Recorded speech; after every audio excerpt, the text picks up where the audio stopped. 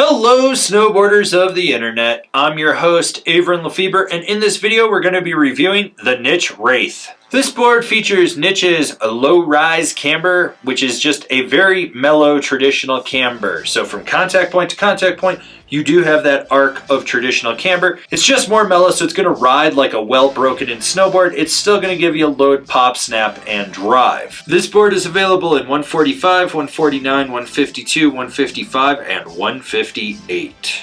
I rode this board at Copper Mountain on a sunny bluebird day with warmer temps. You had gusts of winds at times. You had chop, slush, chunder, perfect hero snow, and I rode it with my Rome Black Label bindings and my K2 Thraxis boots. The overall flex of this board comes in just below middle of the road, making it a little bit more playful. You have two sweet spots, one in the nose, one in the tail, that are very immense. It stiffens up through the middle of this board, and there is a noticeable amount of torsional flex. You can really twist this board. Overall, it's a very lively and playful board. When it comes to stability, there's like next to none. Hit like a death cookie, you're feeling that vibration resonate underfoot. Going fast on a groomer, go sideways, that little zipper effect. Yep, that's coming up underfoot. Getting into rutted out terrain, keep those knees bent because you're more than likely about to get bucked around. So basically, you feel everything with this board. The beauty of this board having a mellow camber to it is that it's easy to engage. It has almost a skate-like pop to it.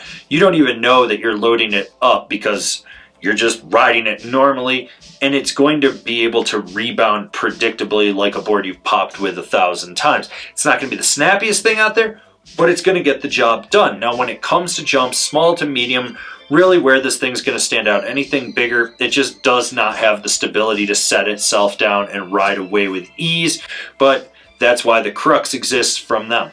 So overall, this board can pop when you need it to, but it's not going to be the snappiest thing out there. It's just going to be consistent with how it pops. When it comes to buttering, this is where this board truthfully just shines. That sweet spot in the nose and the tail locks in and just holds that butter until you want to disengage it. What's nice is with that mellow camber in it, you get a little bit of snap if you want to pop out of it. If you don't, it's not going to fight you, and you're going to be able to set this board back down.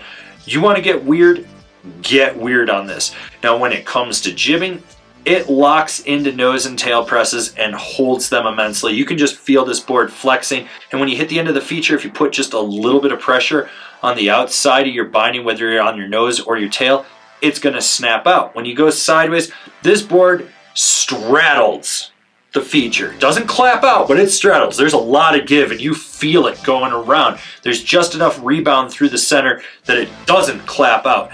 This board is fully at home buttering and jibbing. This is really what it was designed for. Short, tight, quick carves and medium carves are its strong suit. Anything more, you're asking too much from this board. It just does not have that power when you load the camber up and try to drive it off the tail. It will fold, it will buckle. You do have the traction bumps underfoot, which is going to give you added grip when you're ankle steering, when you're doing those mellow setup carves. Overall, carving is not the strong suit on this board. Who's this board for? The mellow park rider that wants something softer. The last time I rode this board, I remember it being a little bit stiffer, which helped with the snap. It just had a little bit more pop out of it.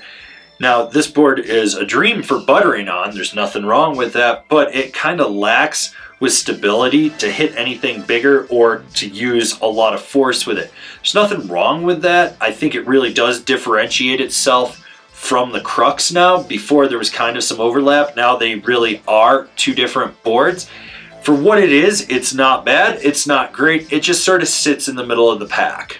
Comparable boards: the Capita Pathfinder Camber, the Arbor Formula, the Nidecker Sensor. Binding recommendations: the Rome Vice, the Nitro Team, the Ride C6.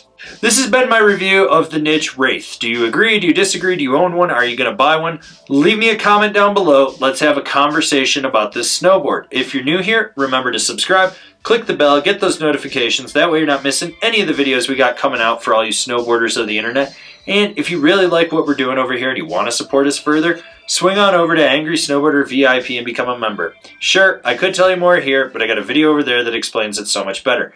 As always, I've been your host, Avran LeFeber, and I'll see you in another video.